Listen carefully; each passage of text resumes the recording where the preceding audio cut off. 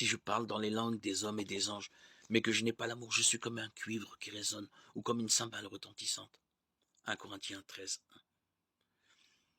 Le début du chapitre de la lettre aux Corinthiens nous enseigne que les chrétiens peuvent parfois utiliser les dons spirituels qu'ils possèdent avec de mauvais motifs, sans amour.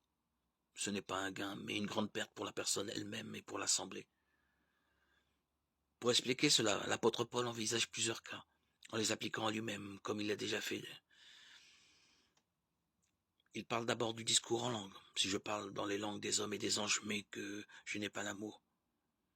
Il y avait au temps des apôtres le don de parler des langues étrangères existantes sans les avoir apprises. Actes 2, 4, 11.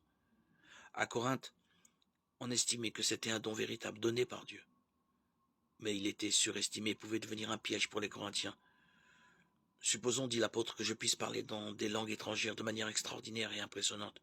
Imaginons que je puisse même m'exprimer avec les langues des anges, en supposant que ce soit possible, car le don des langues concerne les langues humaines, comme témoignage aux incrédules. Acte 2, 11. 1 Corinthiens 14, 21.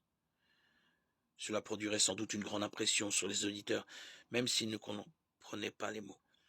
Il y a pourtant une pensée sérieuse. Si Paul ou quelqu'un d'autre parle en langue sans que l'amour en soi le ressort, cela ressemblera seulement à un métal qui résonne.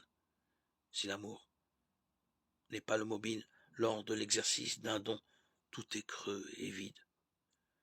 Les croyants ne sont pas édifiés. Ils ne sont pas fortifiés dans la foi et Dieu n'est pas glorifié.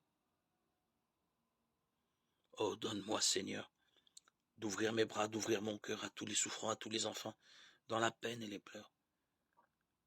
Que je sois pour eux ton humble messager, divin berger.